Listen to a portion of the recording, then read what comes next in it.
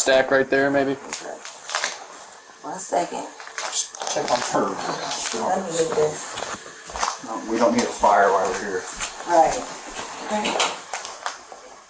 Let me see. Okay. Where you going? Huh? Where you going? Away from your hot steaming water. Away from my hot steaming water? Yeah. Oh, I would rebuke you in the name of Jesus. I rebuke you in the name of You better not. I swear to God, I'll you straight in your face. Okay, I'm sorry. Drop the pot! Drop the pot!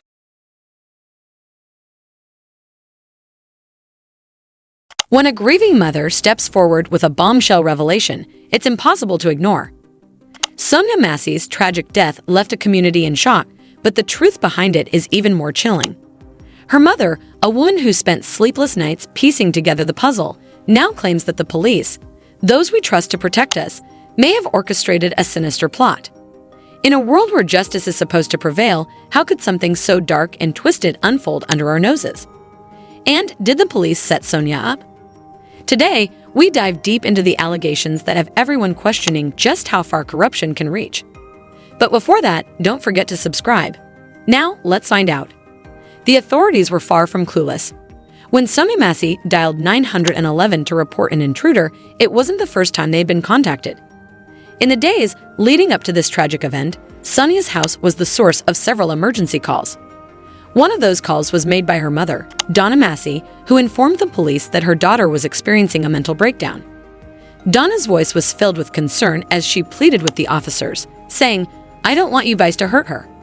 It was around 9 a.m., and Sonya was on the streets, yelling and distressed. According to Donna, when Sonya became upset, she believed everyone was out to get her, displaying signs of paranoid schizophrenia. Donna was acutely aware of the dangers her daughter faced, especially in such a vulnerable state. She specifically requested that no biased officers be sent to handle the situation. Her fear for Sonya's safety was palpable. In another call, a woman, whose identity remains unknown, expressed that people wanted to harm her. Then, just a day later, Sonya herself reached out to the authorities once more, this time to report a neighbor who had allegedly hit her with a brick. The situation escalated to the point where Sonya ended up at the hospital to receive medical treatment following the incident. When a sheriff's deputy met her there, Sonya recounted the same story about the neighbor and added that she had broken a window in an attempt to escape. During that interaction, Sonya also disclosed that she had recently been released from a mental health facility and made a startling claim. Earlier that day, a police officer had tried to run her off the road. The events surrounding Sonya's calls raised many questions. What was truly happening here? This is where Sonya's son, Malachi Massey, enters the picture. Determined to uncover the truth, her family has been relentless in seeking justice, holding press conferences to keep the public informed. During one of these recent press conferences, Malachi shared some revealing details. According to him, on the day of the incident, another 911 call was made. 2 officers arrived at their home in response to the call, and Malachi believes that a man named Shawn was present at the time as well. Malachi shared a chilling account of what happened that day, revealing details that have left many stunned. He recalled an earlier incident when he spoke to 2 officers. Malachi is convinced that one of them is the officer responsible for his mother's tragic death. He spoke to the partner first, and then the second officer, whom he believes pulled the trigger. According to Malachi, his mother was driving herself to the hospital during this time and wasn't even involved in the initial situation. The officers assured him they were going to help her, but then everything went horribly wrong. This revelation has sent shockwaves through the internet. If Shawn, the officer in question, had shown up at the house before, it means he was well aware of Sonya's mental health struggles. Yet, despite knowing this, he still chose to respond with aggression. This raises a critical question. Was Sonya truly set up? The unsettling notion that she was is not new, but Malachi's account has added even more weight to this deeply troubling theory. During an interview with CBS Mornings, Sonya Massey's father, James Wilburn, revealed the shocking truth about his daughter's death. He confessed that he had no idea his beloved daughter had been killed by a police officer. The authorities had initially told him that an intruder was responsible for the attack. When asked during the interview about the conflicting stories, James explained that he was never informed that it was a deputy-involved shooting. Instead, the family was led to believe that Sonya had been killed by an intruder or some random person from the street. They thought the police had simply discovered her body after the fact. The devastating truth came to light when James' brother asked for Sonya's address and discovered something alarming. The address indicated a deputy-involved shooting, which left James in disbelief. He was shocked, asking his brother what he was talking about. The revelation turned their world upside down, as they had been misled about the circumstances surrounding Sonya's death. To make matters worse, there were even rumors suggesting that Sonya had taken her own life. However, it was the body cam footage that ultimately revealed the horrifying truth. James described the footage as the most heart-wrenching thing they had ever seen. Without that evidence, they might never have known what really happened to Sonya. James also shared that his daughter seemed to have a premonition about her fate. During the fatal encounter, Sonya had told the officer, "I rebuke you in the name of Jesus," a statement that appeared to agitate him further. When asked what he thought Sonya meant by those words, James believed that she feared for her life and sensed something terrible was about to happen. He felt that the officer acted like an emissary of Satan, as if Sonya knew her end was near. Adding to the disturbing nature of the incident, it was revealed that the officer, Shawn, had turned off his body cam during the interaction. It was only his partner's body cam footage that uncovered the truth. This raises serious questions. Did Shawn deliberately turn off his camera because he had planned the attack in advance? Was he trying to hide his actions, making it seem like a random act of violence? One person noted that Shawn had called Sonya a crazy B-word, suggesting he already knew her from the day before. If that sounds like a stretch, it gets even more intriguing when considering the hidden connection between Sonya and Shawn's fiancée, Isabel Butterfield. Yes, Isabel, who was supposed to marry Grayson in October this year, had a history with Sonya. But with everything that's happened, those wedding plans might be on hold. Isabel and Sonya crossed paths at the mental health treatment center Sonya used to visit. And guess who worked there? None other than Isabel Butterfield herself. This connection has fueled a wave of theories. Sonya was still wearing her hospital bracelet when she passed away, leading many to believe she had been at the treatment center shortly before the incident. Something may have happened between Isabel and Sonya that day, causing Sonya to rush home. This has led people to believe there's something suspicious about the whole situation. One person commented that Shawn seemed determined to get into Sonya's house and had a hostile attitude toward her from the moment she opened the door, to the point where she immediately begged him not to hurt her. Another person pointed out that Sonya had been on the phone with 911 dispatch the entire time, right up until Shawn told her to put the phone down. Afterward, she requested her Bible, sensing that Shawn was there to harm her. While these details are still up in the air, people feel the authorities need to investigate the average response time in the area and compare it to Shawn's response time on the day of the incident. If it turns out that all of this was premeditated, it raises a chilling question. Was Shawn's partner involved too? Whatever the truth may be, these revelations are only deepening the suspicion surrounding Shawn Grayson and his actions that day. One detail that really had people outraged was Shawn Grayson's questionable employment history. After Grayson's name hit the headlines, people naturally began digging into his past, and what they uncovered was startling. When Shawn first applied to become a police officer, he wasn't hired because of his qualifications or experience. Instead, it turns out he got the job because of a reference from his girlfriend's father. Thanks to the Freedom of Information Act, the CIA obtained Grayson's personnel files, and what they found only added to the controversy. In the beneficiary designation and emergency contact information sections, Grayson had listed his girlfriend's name. But what really caught people's attention was the hiring reference. Shawn had listed the name of Scott Butterfield, his girlfriend's father, who also happened to be a former sheriff's deputy. Scott Butterfield, who turned in his badge after 30 years of service in 2020, had clearly left a lasting impression on the department. In fact, it was his glowing recommendation that seems to have paved the way for Shawn to secure the job. How could they possibly say no to someone with such a stellar endorsement? According to West Wooden, who investigated Grayson, Mr. Butterfield had nothing but praise for him. Butterfield described Shawn as a mellow, non-confrontational person with good communication skills and highly recommended him for employment with the Sangamon County Sheriff's Office. Sangamon County Sheriff Jack Campbell mentioned that Shawn Grayson's personnel file included references from people he knew personally. But this raises an important question. Did everyone overlook the glaring red flags simply because Grayson had a recommendation from a credible source? The warning signs were definitely there. Grayson worked at 5 different law enforcement agencies before joining the Sangamon County Sheriff's Office, bringing the total to 6 police departments between 2020 and 2024. On top of that, Grayson had 2 DUI convictions within a year, one of which led to his premature discharge from the Army. The military deemed him unfit for service, yet the police force somehow decided he was qualified.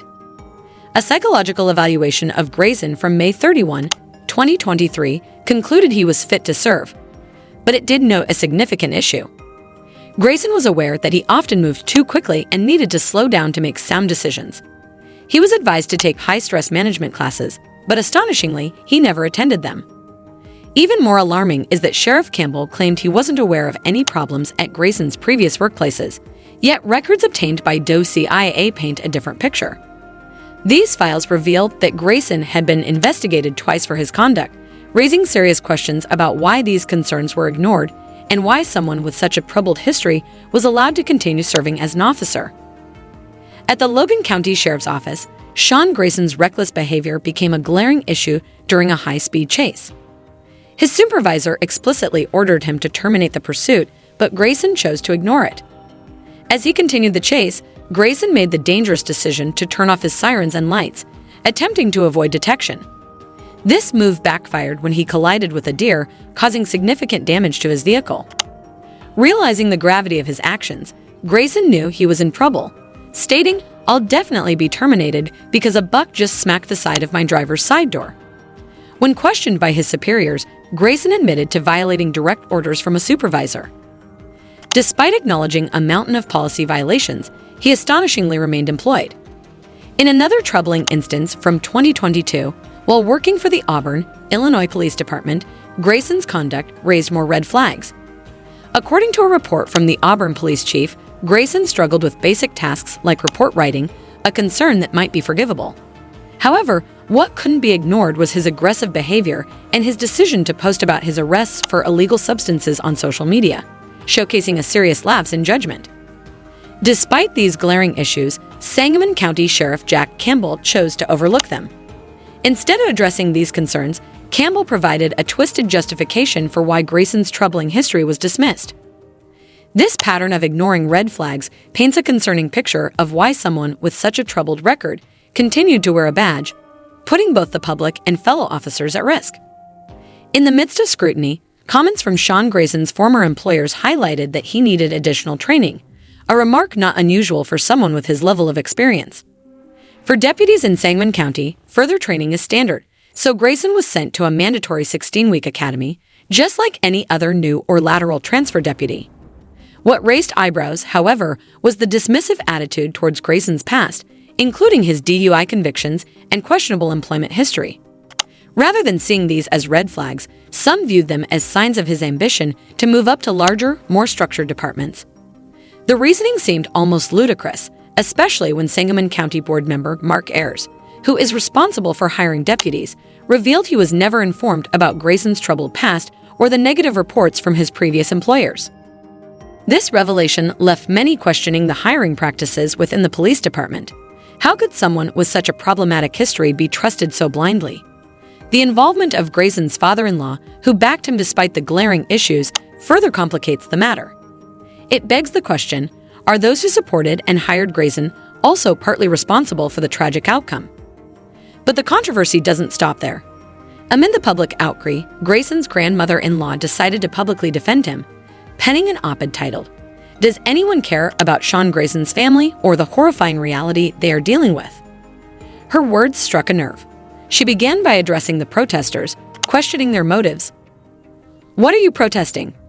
Shawn is in jail, charges have been filed, a trial date is set, and punishment will follow. Shawn is not going anywhere, so why not go home and be human?" Her comments sparked outrage. Many felt she was missing the point entirely. The protests weren't just about Grayson's current situation. They were about the larger issue of how someone with his record could remain on the force, highlighting a systemic problem within the police department. Family and friends of Sonya Massey came together in Chicago today to demand justice after she was shot and killed by a downstate Illinois sheriff's deputy. That rally took place this morning in Federal Plaza on South Dearborn. It's not merely about Grayson's actions, but the broader implications for public trust and safety, especially considering the life that was lost as a result of his unchecked behavior.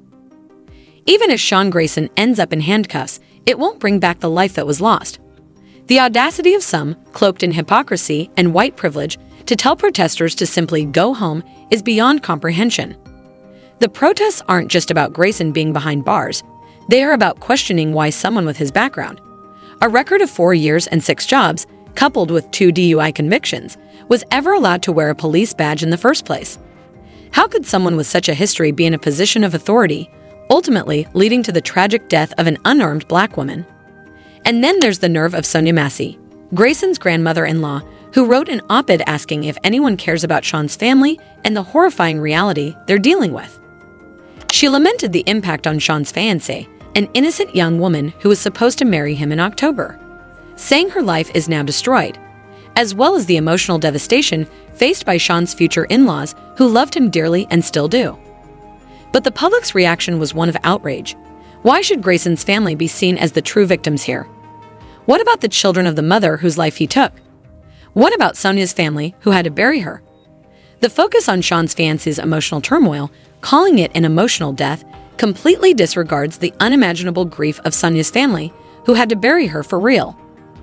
The lines that truly sparked fury were Massey's closing remarks. "We will always support Shawn. Judge not lest you be judged. No man or woman is without sin. There is a final judgment for all." It left many people asking, what is there to be proud of? Grayson took an innocent life for no reason. And using religious references to defend his actions is baffling, especially when considering that he drew his weapon after the woman he killed invoked the name of Jesus to rebuke him. One person expressed outrage, stating that the paper publishing this story should be ashamed. The public, however, is convinced that something isn't adding up. One commenter pointed out the suspicious circumstances, asking why Grayson turned off his body cam, adding, "Thank God the other officer had his on." Another claimed that Grayson went there with a clear intention, saying Sonya's fate was sealed that night before she even opened the door. It was premeditated. Guys, the lingering question is, was Sonya set up? Is putting Shawn behind bars simply enough, or should those around him also face scrutiny? Let us know your thoughts in the comments below.